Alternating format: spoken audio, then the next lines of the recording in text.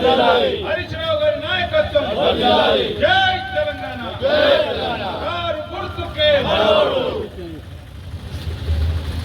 పత్రికా సోదరులకు కార్యక్రమం రోడ్ షో కార్యక్రమం తూప్రాన్ పట్టణంలో తూప్రాన్ మున్సిపాలిటీ తూప్రాన్ రూరల్ మనర్వల్ మండలం సంబంధించిన ఈ కాలేజీ రావాలి. అలాగే కార్యకర్తలు కూడా భారీ సంఖ్యలో దాదాపు 15,000 మందితో ఇక్కడ భారీ ఎత్తున సమావేశం ఏర్పాటు. ప్రసాద్ రెడ్డి గారు, సోదరులు శేఖర్ గౌడ్ గారు, మాజీ మున్సిపల్ చైర్మన్ రవీందర్ గారు, జడ్పీటీసీ సత్యనారాయణ గారు, కార్యక్రమంలో ఇక్కడ విలేకరుల సమావేశంలో పాల్గొంటున్నటువంటి తూప్రాన్ మనోహరాబాద్ మండలాల టీఆర్ఎస్ పార్టీ కార్యకర్తలు, పార్టీ సోదరులకు హృదయపూర్వక నమస్కారం. టీఆర్ఎస్ పార్టీకి ఈ పార్లమెంట్ ఎన్నికలలో ఎక్కడికి వెళ్ళినా కూడా అనూహ్యమైనటువంటి స్పందన లభిస్తూ ఉంది. గడిచిన 4.5-5 నెలల కాలంలో కాంగ్రెస్ ప్రభుత్వం చేసినటువంటి మోసపూరితమైనటువంటి మాటలు, మాయమాటలు చెప్పి అధికారంలోకి రావడం జరిగింది.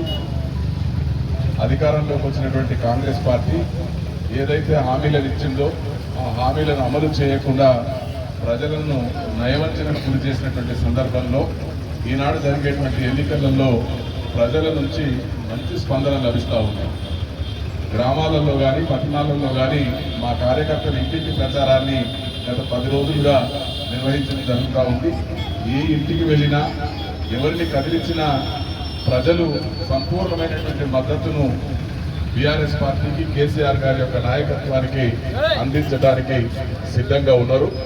అదేవిధంగా ఈనాడు మెదక్ పార్లమెంటు నియోజకవర్గం, ఈ నియోజకవర్గంలో ఉన్నటువంటి 7 శాసనసభ నియోజకవర్గాలలో 6 నియోజకవర్గాలలో కూడా ఈనాడు బీఆర్ఎస్ పార్టీ అభ్యర్థులు, ఎమ్మెల్యేలు, బీఆర్ఎస్ పార్టీ ఎమ్మెల్యేలు ఉండటం మాకు కలిసి వచ్చేటువంటి అంశంగా మేము భావిస్తూ ఉన్నాం. ముఖ్యంగా అన్ని నియోజకవర్గాలలో కూడా 7 నియోజకవర్గాలలో కూడా మంచి స్పందన ప్రజల నుంచి వస్తూ ఉంది.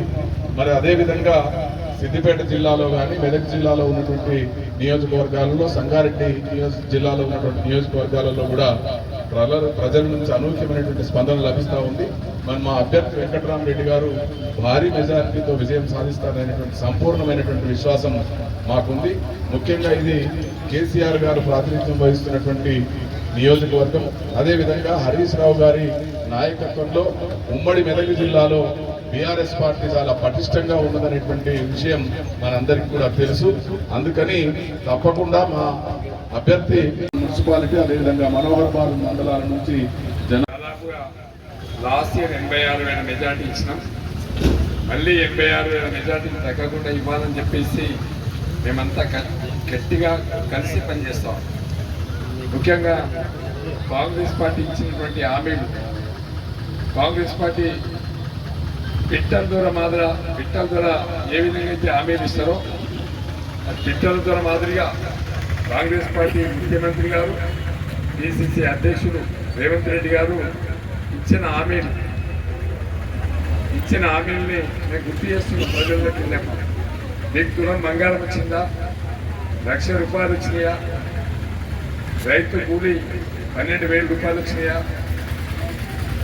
రైతు భరోసా 15,000 రూపాయలు వచ్చినాయా? కౌలు రైతు 12,000 రూపాయలు వచ్చినాయా? రైతు పండించిన పంటకు 500 బోనస్ వచ్చిందా? మా అక్కలను అడుగుతున్నాం, 2,500 రూపాయలు ప్రతి నెల మహిళకి ఇస్తానన్నారు, వచ్చినాయా? మా అవ్వని అడుగుతున్నాం, 4,000 రూపాయలు పెన్షన్ ఇచ్చిండ్రా? మరి ఇవన్నీ గతంలో ఒక పిట్టల ద్వారా మాదిరిగా అధికారం వస్తుందా రాదా అనకుండా, గ్రహించకుండా నోటికి వచ్చిన వాగ్దానాలు ఇచ్చింది. ఇవాళ ప్రజలు అడుగుతున్నారు. మేము గ్రామాలలోకి వెళ్ళినప్పుడు ప్రజలే స్పందించి కాంగ్రెస్ పార్టీని చిత్తుగా ఓడిస్తాం, ఈ రాష్ట్రంలో ఒక్క పార్లమెంట్ సీటు కూడా కాంగ్రెస్ పార్టీకి వెళ్ళదు, ఒక్క సీటు కూడా వెళ్ళదు. మా హరీష్ రావు గారు ఛాలెంజ్ చేసింది, 2 లక్షల రుణమాఫీ, 6 గ్యారంటీలు కనుక చేస్తే రాజీనామా చేయడానికి సిద్ధంగా ఉందని చెప్పి, ఒక శాసన సభ్యత్వానికి రాజీనామా చేయడానికి హరీష్ రావు గారు సిద్ధంగా ఉన్నారు. మరి ముఖ్యమంత్రి గారికి తన మీద విశ్వాసం ఉన్నా, రాజ్యాంగం మీద నమ్మకం ఉన్నా రాజీనామా చేయడానికి నేను కూడా సిద్ధమని ప్రకటించాలి. ఇప్పటి వరకు ఎక్కడ కూడా ప్రకటించలే. ఈ ముఖ్యమంత్రిని ఏమంటారంటే సిద్దిపేటకు వచ్చిండు, నేను హరీష్ కంటే బాగా చేస్తానని చెప్పాలి. యాదాద్రి పోయిండు, అంతకంటే బాగా చేస్తానని చెప్పాలి. ఎక్కడ పోయినా తిట్ల పురాణం, తిట్ల ముఖ్యమంత్రి, తిట్లు ముఖ్యమంత్రి. ఎవరైనా అధికారంలో ఉన్నప్పుడు ఆ ప్రజలకు ఆ ప్రాంతంలో ఏముంటారో అది చేస్తానని చెప్పాలా, అభివృద్ధి కోసం మాట్లాడాలా. అది మాట్లాడకుండా ఇప్పుడు కూడా ప్రతిపక్షంలో ఉన్నట్టు ప్రతిపక్ష నాయకుడు మాట్లాడుతున్నాడు. కాబట్టి మేమేమంటున్నామంటే మీరు ఇచ్చిన హామీను అమలు చేయకుంటే ఈ ఎలక్షన్లో అమలు చేయలేదు. కాబట్టి రేపు జరిగే పార్లమెంట్ ఎలక్షన్లో కాంగ్రెస్ పార్టీని చిత్తుగా ఓడిస్తున్నారు.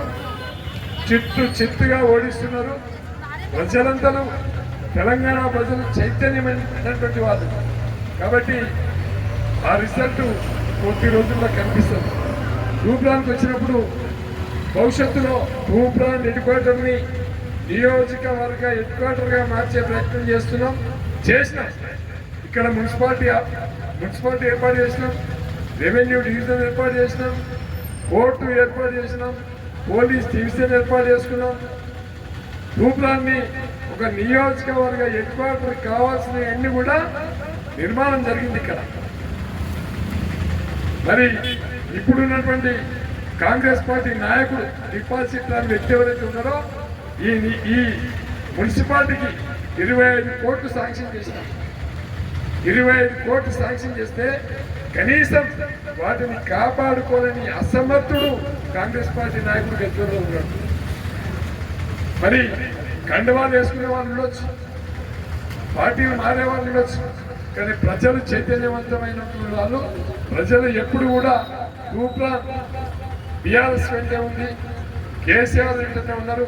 రేపు తప్పకుండా ఇక్కడ నుండి భారీ మెజార్టీని ఇచ్చి పార్టీలు మారిన వాళ్ళకి ప్రజలే గుణపాఠం చెప్తారు.